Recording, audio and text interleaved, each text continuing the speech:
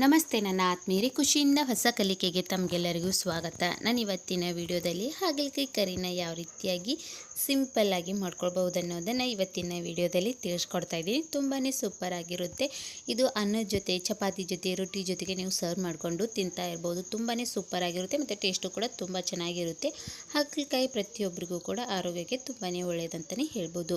ಬನ್ನಿ ಇವಾಗ ಹಾಗಲಕಾಯಿ ಕರಿ ಹೇಗೆ ಮಾಡ್ಕೊಳ್ಬಹುದು ಅನ್ನೋದನ್ನು ನೋಡ್ಕೊಳ್ಳೋಣ. ನೋಡಿ, ನಾನು ಹಾಗಲಕಾಯಿ ಕರಿ ಮಾಡ್ಕೊಳ್ಳೋಕ್ಕೆ ಒಂದು 4 ಹಾಗಲಕಾಯಿಯನ್ನು ರೌಂಡಾಗಿ ಕಟ್ ಮಾಡಿಕೊಂಡು ಇಟ್ಕೊಂಡಿದ್ದೀನಿ. ನೋಡಿ, ಈ ರೀತಿಯಾಗಿ ಸ್ವಲ್ಪ ಚಿಕ್ಕ ಚಿಕ್ಕದಾಗಿಯೇ ಕಟ್ ಮಾಡ್ಕೊಳ್ಳಿ. ಜಾಸ್ತಿ ದಪ್ಪವಾಗಿ ಏನು ಕಟ್ ಮಾಡ್ಕೊಳ್ಳೋದು ಬೇಡ, ಚಿಕ್ಕ ಚಿಕ್ಕದಾಗಿ ಕಟ್ ಮಾಡಿಕೊಂಡು ಇಟ್ಕೊಳ್ಳಿ.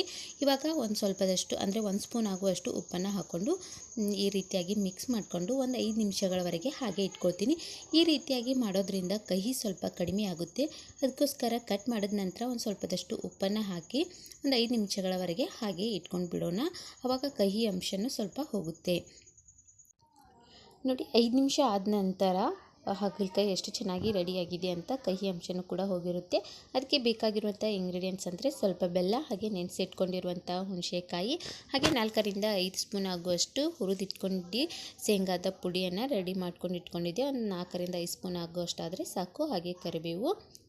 ನೋಡಿ, ಇವಾಗ ನಾನು ಮೊದಲಿಗೆ ಉಪ್ಪು ಹಚ್ಕೊಂಡು ಹಾಗಲಕಾಯಿಯನ್ನು ಇಟ್ಕೊಂಡಿದ್ದೀನಲ್ಲ, ಅದಕ್ಕೆ ಒಂದು ಸ್ವಲ್ಪದಷ್ಟು ನೀರು ಹಾಕ್ಕೊಂಡು ಹಿಂಡ್ಕೊಳ್ಬೇಕಾಗುತ್ತೆ. ಈ ರೀತಿಯಾಗಿ ಮಾಡೋದ್ರಿಂದ ಕಹಿ ಅಂಶ ಸ್ವಲ್ಪ ಕಡಿಮೆ ಆಗುತ್ತೆ.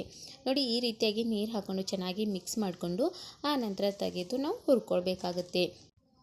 ನೋಡಿ, ನೀವು ಹಾಗಲಕಾಯಿ ರೆಸಿಪಿ ಮಾಡ್ಕೊಳ್ಳುವಾಗ ಹಾಗಲಕಾಯಿ ಕಟ್ ಮಾಡಿದ ನಂತರ ಅದಕ್ಕೆ ಮೇಲ್ಗಡೆ ಉಪ್ಪು ಹಾಕ್ಕೊಂಡು ಒಂದು 5 ನಿಮಿಷಗಳವರೆಗೆ ಹಾಗೆ ಬಿಟ್ಕೊಂಡು ಆ ನಂತರ ನೀರನ್ನು ಹಾಕ್ಕೊಂಡು ಚೆನ್ನಾಗಿ ಒಂದು ಸ್ವಲ್ಪ ನೀರು ಹೋಗೋವರೆಗೂ ಹಿಂಡ್ಕೊಂಡು ಆ ನಂತರ ಫ್ರೈ ಮಾಡ್ಕೊಳ್ಳಿ. ಆವಾಗ ತುಂಬ ಚೆನ್ನಾಗಿ ಸ್ವಲ್ಪನೂ ಕೂಡ ಕಹಿ ಅಂಶ ಇಲ್ಲದೆ ನಾವು ಹಾಗಲಕಾಯಿ ರೆಸಿಪಿಗಳನ್ನು ಮಾಡ್ಕೊಳ್ಬೋದು.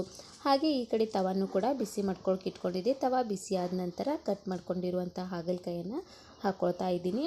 ಇದಕ್ಕೆ ಒಂದು ಸ್ವಲ್ಪದಷ್ಟು ಎಣ್ಣೆನ ಹಾಕ್ಕೊಂಡು ಚೆನ್ನಾಗಿ ಹುರ್ಕೊಳ್ಬೇಕಾಗುತ್ತೆ. ನೋಡಿ, ಸ್ವಲ್ಪ ಹೊತ್ತು ಹುರ್ಕೊಳ್ಳಿ. ಒಂದು 2 ರಿಂದ 3 ನಿಮಿಷಗಳಾಗೋವರೆಗೆ ನೀವು ಚೆನ್ನಾಗಿ ಹುರ್ಕೊಳ್ಳಿ. ಆ ನಂತರ ನಾವು ಕರಿ ಮಾಡ್ಕೊಳ್ಬಹುದು. ನೋಡಿ, ಹಾಗಲಕಾಯಿ ಕರಿ ತುಂಬಾ ಸೂಪರಾಗಿರುತ್ತೆ. ಬೇಗನೆಯೂ ಕೂಡ ಆಗಿಬಿಡುತ್ತೆ. ನಾನು ಮೊದಲಿಗೆ ಹೇಳಿರೋ ಹಾಗೆ ಅನ್ನ, ಚಪಾತಿ ಮತ್ತು ರೊಟ್ಟಿ ಜೊತೆಗೆ ಈ ಹಾಗಲಕಾಯಿ ಕರಿನ ಸರ್ವ್ ಮಾಡ್ಕೊಳ್ಬೋದು. ತುಂಬಾ ಸೂಪರಾಗಿರುತ್ತೆ ಅಂತಲೇ ಹೇಳ್ಬೋದು. ಈ ಹಾಗಲಕಾಯಿ ಕರಿ ನೀವು ರೊಟ್ಟಿ ಜೊತೆಗೆ ತಿನ್ನುವಾಗ 1-2 ರೊಟ್ಟಿ ಜಾಸ್ತಿನೇ ತಿಂತೀರಂತಲೇ ಹೇಳ್ಬೋದು. ಅಷ್ಟು ಸೂಪರಾಗಿ ಬಂದಿರುತ್ತೆ. ಎಲ್ಲರೂ ಕೂಡ ನೀವು ಮನೆ ಮಂದಿ ಎಲ್ಲನೂ ಕೂಡ ತಿನ್ಬೋದು.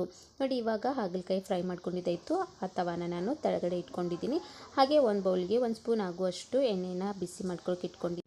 ಎಣ್ಣೆ ಬಿಸಿ ಆದ ನಂತರ ಒಂದು ಅರ್ಧ ಸ್ಪೂನಿನಷ್ಟು ಜೀರಿಗೆ ಮತ್ತು ಸಾಸಿವೆ ಹಾಗೆ ಕರಿಬೇವನ್ನು ಹಾಕ್ಕೊಂಡು ಚೆನ್ನಾಗಿ ಮಿಕ್ಸ್ ಮಾಡ್ಕೊಳ್ಳೋಣ. ಆ ನಂತರ ಇದಕ್ಕೆ ಇಟ್ಕೊಂಡಿರುವಂತಹ ಬೆಳ್ಳುಳ್ಳಿನ ಹಾಕ್ಕೊಳ್ತಾ ಇದ್ದೀನಿ. ಆ ನಂತರ ಒಂದು ಚಿಟಿಕೆ ಆಗುವಷ್ಟು ಅರಿಶಿನ ಪುಡಿಯನ್ನು ಹಾಕ್ಕೊಳ್ಳೋಣ. ಅರಿಶಿನ ಪುಡಿ ಹಾಕಿದ ನಂತರ 1 ಸ್ಪೂನ್ ಆಗುವಷ್ಟು ಮಸಾಲ ಖಾರವನ್ನು ಹಾಕ್ಕೊಳ್ತಾ ಇದ್ದೀನಿ. ಮಸಾಲೆ ಖಾರ ಹಾಕೋದ್ರಿಂದ ಯಾವುದೇ ರೀತಿ ಮಸಾಲೆಗಳು ಹಾಕೋ ಅವಶ್ಯಕತೆ ಇರೋದಿಲ್ಲ. ಆ ನಂತರ ನಾನು ಮೊದಲಿಗೆ ಹುಣಸೆ ಹಣ್ಣನ್ನು ನೆನೆಸ್ಕೊಳ್ಳೋಕೆ ಇಟ್ಕೊಂಡಿದ್ದೆ. ಆ ಹುಣಸೆ ಹಣ್ಣನ್ನು ಸಪ್ರೇಟ್ ಮಾಡಿಕೊಂಡು ರಸ ಮಾತ್ರ ಹಾಕ್ಕೊಂಡಿದ್ದೀನಿ. ಆ ನಂತರ ಇದಕ್ಕೆ ಮೊದಲಿಗೆ ಹುರಿದಿಟ್ಕೊಂಡಿರುವಂತಹ ಹಾಗಲಕಾಯಿಯನ್ನು ಹಾಕ್ಕೊಂಡು ಚೆನ್ನಾಗಿ ಮಿಕ್ಸ್ ಮಾಡ್ಕೊಳ್ಬೇಕಾಗುತ್ತೆ. ನೋಡಿ, ಇವಾಗ ಹಾಗೆ ರುಚಿಗೆ ತಕ್ಕಷ್ಟು ಉಪ್ಪನ್ನು ಕೂಡ ಹಾಕ್ಕೊಳ್ಳಿ.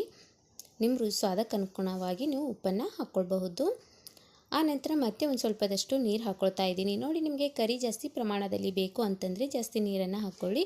ಸ್ವಲ್ಪ ಮೀಡಿಯಮ್ ಆಗಿದ್ದರೆ ನಡೆಯುತ್ತೆ ಅನ್ನೋರು ಸ್ವಲ್ಪ ಪ್ರಮಾಣದಲ್ಲಿ ನೀರು ಹಾಕ್ಕೊಳ್ಳಿ.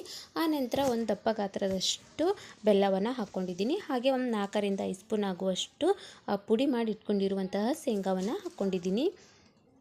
ನೋಡಿ, ಇವಾಗ ಕುದಿಸ್ಕೊಳ್ಳೋಕ್ಕೆ ಇಟ್ಕೊಳ್ಬೇಕಾಗತ್ತೆ. ಇದು ಕುದಿಸ್ಕೊಳ್ಳೋದು ಜಾಸ್ತಿ ಸಮಯ ಏನೂ ಬೇಕಾಗಿಲ್ಲ. ಜಸ್ಟ್ ಒಂದು 2 ಸೆಕೆಂಡ್ವರೆಗೆ ನೀವು ಕುದಿಸ್ಕೊಂಡ್ರಿ ಅಂತಂದರೆ ಮುಗೀತು.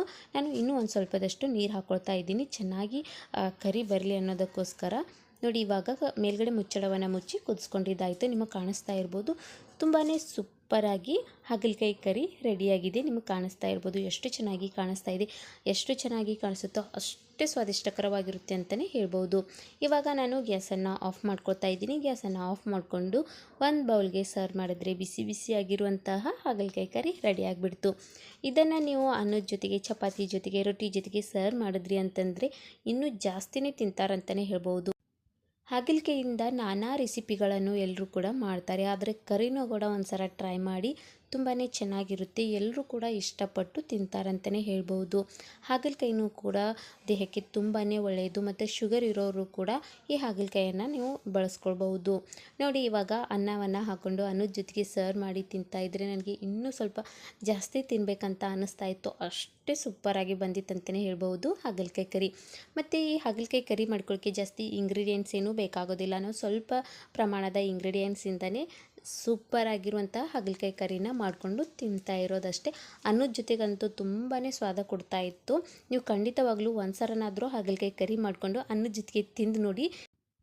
ಸೂಪರಾಗಿ ಸ್ವಾದ ಕೊಡುತ್ತೆ ಮತ್ತು ಇನ್ನೂ ಸ್ವಲ್ಪ ಜಾಸ್ತಿ ಅನ್ನ ಹಾಕ್ಕೊಂಡು ತಿಂತೀರಂತಲೇ ಹೇಳ್ಬೋದು. ನೋಡಿದ್ರಲ್ವ ವೀಕ್ಷಕರೇ ಯಾವ ರೀತಿಯಾಗಿ ಹಾಗಲಕಾಯಿ ಕರಿ ಮಾಡ್ಕೊಳ್ಬಹುದು ಅನ್ನೋದನ್ನು.